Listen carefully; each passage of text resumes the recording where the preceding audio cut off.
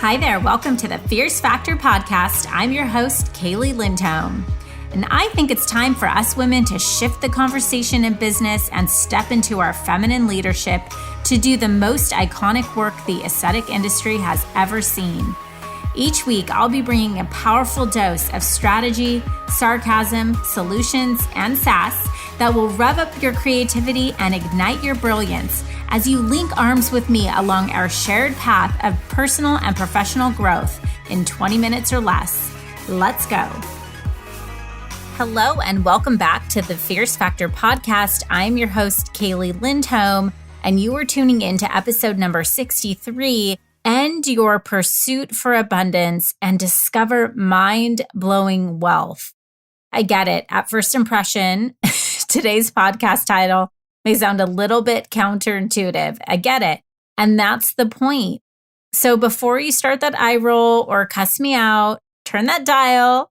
I'd like for you to listen to some practical wisdom that I have gleaned from both personal experience as well as powerful work with dozens of clients who have stepped out of a transactional relationship with their business and into focus on rewarding wealth, joy, and prosperity by ending their unsustainable pursuit for abundance. So if you tuned in to last week's episode number 62, I shared for you an interview with Austin Evans from the Body Beauty Show. You heard his podcast. If you did listen, you heard Austin, the host, ask me questions about development of $1 million confidence. If you haven't listened to that episode, go back and check that out for context. But I thought I'd take the opportunity this week to break down a critical component of developing this type of $1 million confidence, this internal belief and validation in oneself to achieve mind-blowing success. So today, I want to frame up this episode into 3 parts. Part 1, we'll discuss our $1 million confidence, how this affects the relationship we have with our business, and something I call the codependency trap. Part 2, I'll share my philosophy behind the pursuit for abundance and how living in a place of sufficiency is really the drawbridge to sustainable success in our business. And then finally, we'll wrap up with part 3, where I'll share with you things that you can do today to begin believing hard in your own worthiness to catapult your business and life to unimaginable heights. So let's start by discussing how our pursuit for abundance could, in some cases, be a chokehold in our business. You may be thinking to yourself, why in the world should I end my pursuit for abundance? Isn't having a goal important? Doesn't striving for more help me achieve more? Isn't ambition a good thing, Kaylee? Look, the answer to all these questions is absolutely yes. Of course, it's important to desire to become better. In this core desire, that's often where we find the fuel for our ingenuity. That's what inspires us to fix what's broken and really make massive impact in the world. But I have found that the core motivation for most aesthetic and wellness founders, and really any business in any industry, is not solely to make more, i.e. a profit, although this is critical. Don't get me wrong. This is mission critical for the sustainability of a business. But my point is that there's so much more that drives us. Fulfillment and deep human connection, the ability to make an impact at scale, and really the desire to leave a legacy. And I know traditional business education is just painfully linear and, quite frankly, ill-equipped to support the most critical part of our business, our mindset. And I know I learned in business school that a business is intended to make a profit. And Wikipedia defines a business as a commercial operation or a company. I mean, here's the thing. As a woman, especially, I tend to take a much more holistic approach to my business and life included. You see, as founders, we're very much aligned with our business and connect emotionally to the work we do in the world through the lens of our business. For that reason, so much of our success in business is tied to our growth as entrepreneurs and vice versa. I mean, how often do you find that when things aren't going well at home, it impacts your energy at work? Or when you have a challenging day at work, you have a hard time distancing from that when you get home. We're human. But here is where it can become a challenge. when we attach our worthiness or our confidence to our business, we end up leaning on our business to solve needs that in most cases don't belong to the business. They belong to us as founders.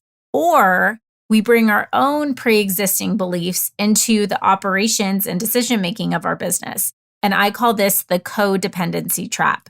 So let me explain by giving a quick real-life example. I remember about a year ago, a client mentioned to me that a colleague of hers had reached out to her because she knew of a skilled aesthetic nurse. I think she had a relationship or a network where she had interaction with this nurse who happened to be looking for a position with a practice. Like, she was out on the job market and she was looking for a place where she could inject. She could really run their lasers, manage the skincare side of the business. She was really interested in joining a company with upside growth potential and the ability to make a bonus. And so my client thought, hey, I might be interested in interviewing her. And I'll start by mentioning that this client of ours, she had not quite really developed her growth blueprint and her people strategy yet, but she was open to talking to this nurse. After all, the worst case scenario when you find a really great person is that she's an amazing unicorn employee. We would have to find a place for her in the practice. So what the heck? You have nothing to lose.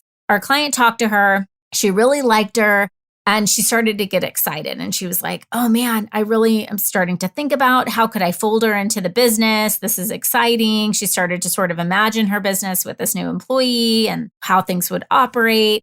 And then the next morning, the nurse that she interviewed sent her an email telling her basically, thank you, but no thank you, and best of luck. And so as you can imagine, our client, who really had no gaping need for this person to begin with, was caught off guard a bit and really disappointed by being, in her words, rejected by this nurse injector. So she came to our coaching call asking how could she follow up with this nurse? Really, what should she do to follow up with this nurse? And so I'll never forget this conversation. She said to me, Kaylee, do you think it would be a good idea for me to reply to her asking her why she refused to this position? Mind you, before she even had an offer. And I could find out, what she thinks I could do better in my practice to become more desirable to a future qualified nurse injector.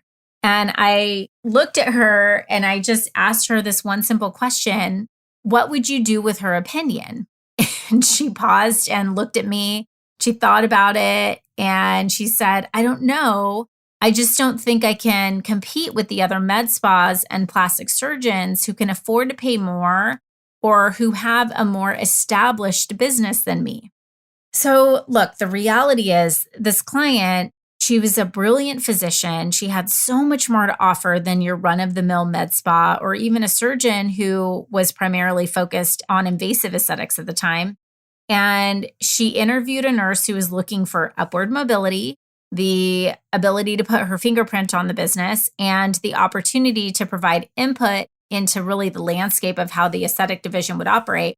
And quite frankly, my client had all that and more to offer. But instead of feeling relief that she didn't go further down the road of the hiring process with this employee, she felt deflated and unworthy. And it was really at that moment that I realized that, well, I could see myself, I could see all of this unparalleled value that my client had to offer any employee or a patient for that matter. I mean, it was clear as day to me. She was being suffocated by her own lack of belief in herself. And this was truly the root of her hiring challenges, not the candidate she was interviewing. And the bottom line is, in order to grow her business effectively and sustainably, she needed to work on her self-worth independent of the business. Had that employee accepted an offer, my client would have been straining herself to keep her happy, to accommodate her desires, and potentially make business investment decisions to support this employee, not the other way around. And then, from my perspective, when faced with another challenge, a customer complaint, an adverse event, a legal issue, that same lack of worthiness would inevitably rear its ugly head. So, as you can see, we've discussed how $1 million confidence truly affects the relationship we have with our business and what this codependency trap can bring to the table. So now I'd like to move on to part 2 and talk about how the pursuit for abundance And living in a place of sufficiency is mission critical to the success of our business. So have you ever noticed that there's a small handful of master injector trainers who are truly the most well-respected leaders among their peers and have the most influence with industry? Why is this? What actually separates the top 1% who lead the pack? Are they actually better injectors than all of the rest? This is a question that I asked myself as I was looking to define the elements of a preeminent brand. And my research indicated that leaders in our field exhibit very common traits. They have a philosophy, an obsession with learning through instruction, and an unshakable belief in themselves. In essence, they claim their role by stepping into their $1 million confidence and owning their value. I actually covered this specific topic back in episode 54, titled, "You'll Never Be in Demand Until You Do This." Feel free to go back and check out that episode to dive deep into this topic in more detail. But essentially, the roadblock that so many business owners face in growing their brand reputation is actually deep-seated in their pursuit for abundance. Now, this is not because of their ambition to grow, but it's because they're growing from a place of lack. They're focused on constantly needing more devices, more certifications, more credentials, more marketing, more technologies, more training, more revenue, right? Just this constant sense of needing to achieve more. When you're living by the core belief that you need more, think about it. You will always be under-resourced or ill-equipped. So essentially, the pathway to abundance is actually not by achieving more. The pathway to abundance in business and life comes by first threading the needle through a place of sufficiency. What if you already had enough? What if you were already enough? You had enough training, credentials, education, or experience. What if you were to believe in your worth as a business owner? Like, my business is badass, period. You're lucky to work here, right? And you started hiring from a place of sufficiency versus a place of inadequacy. Can you imagine how making this powerful mindset shift could be game-changing for you? What kind of vibe would you give off to candidates, to industry, to your marketplace? Some of you listening to this are simply keeping a bad employee hanging around while you, quote unquote, look for another one. This is like staying in an abusive relationship until you find Mr. Right. It makes zero sense whatsoever. It degrades your worth and it leads you to actually losing faith in yourself. It's time to believe in your worth today and go deep with what you know, show up as a leader, and command the respect that you deserve. You are enough. Now that I've shared my philosophy behind the pursuit for abundance and how living in a place of sufficiency is truly the drawbridge to sustainable success in our business, let's talk about the final piece of this episode. I want to share with you 3 things you can do today to begin believing hard in your own worthiness to catapult your business and life to unimaginable heights. Number 1, just simply stop being so flexible. Stop bending personal policies to accommodate patients, giving the freebies, making exceptions to your schedule, and burning yourself out whilst catering to the needs of everybody else. Number 2, celebrate the small wins. You may not have achieved everything you ever dreamed of in your life, but you sure as hell have achieved a lot. Look back at your business a year ago. How have you grown? What did you execute this week that is in alignment with your core values? What did you do to honor yourself, your commitment to your goals, and sticking to your boundaries? How did you push yourself out of your comfort zone? Write it down. And then when you're feeling stressed or buried or deflated, go back to that success log and remind yourself how you've stayed committed to the process. This will help you really key in on where you are so that you can see that you're headed in the right direction. And then number 3, be the type of consumer you would want in your business. So are you routinely expecting discounts or special perks? Are you asking for exceptions? Are you the person that's always sending your meal back at the restaurant or griping in line at the grocery store? Pay attention to your behavior as a consumer. It will teach you a lot about how you value the relationship between a business and its customers. And when you start to show up like the person you want walking through your door, you will be amazed at who you start to attract or detract for that matter. And finally, when you do this and you show up like this, 3 things are distinctively going to happen for you. Number 1, you will find yourself attracting higher quality customers, meaning consumers who are attracted to a business owner in command of her ecosystem. You will show up setting clearly defined boundaries and taking control of the process in your business, and essentially creating a safety net for patients to feel like they can relax and trust the process because it's all under control. Number 2, you'll build your influence and create a greater impact in your marketplace amongst your peers and in your industry. You'll be recognized as a composed leader who is already enough. You aren't seeking more and more, but you are satiated and showing up with a professional, calm, and powerful confidence. And then finally, number 3, you'll have more time for replenishment and space to create. You'll find yourself in more luxurious environments and feeling more satisfaction and joy in your life altogether. How does that sound, leader? Okay, I know I went super deep today, but I feel like this was a much needed conversation for us to have. I hope you take some time to think about your perspective on abundance and how this powerful mindset shift could be the key to creating wealth beyond your wildest dreams.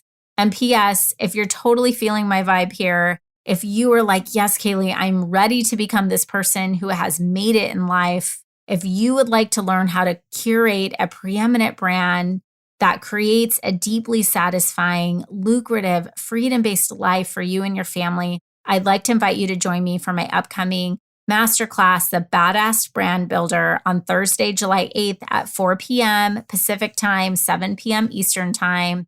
And we are going to go all in on a private coaching environment. It's really an interactive, high-touch workshop. We limit this to only 25 qualified registrants. And in this session, you're going to learn how to increase your cash on hand, elevate your influence, and catapult your autonomy so you can create scalability for your business that allows you to focus on doing your genius work.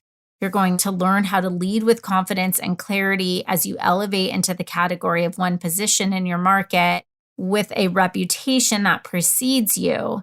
And if this sounds interesting to you, you can head over to klcconsultants.com/masterclass to apply. The masterclass is actually free, but since it's an open, high-touch experience, we really want to make sure that it's just the perfectly right fit for you. So we're going to ask you to just answer a few quick questions so we can ensure that you will walk away with some impactful tools that you can implement right away in your business. Leaders, thank you for tuning in today, and I will see you next time. Thank you for joining me for this episode of The Fierce Factor. If you enjoyed the show, please make sure you subscribe so you can automatically get new shows every week. I'd also love it if you left us a review.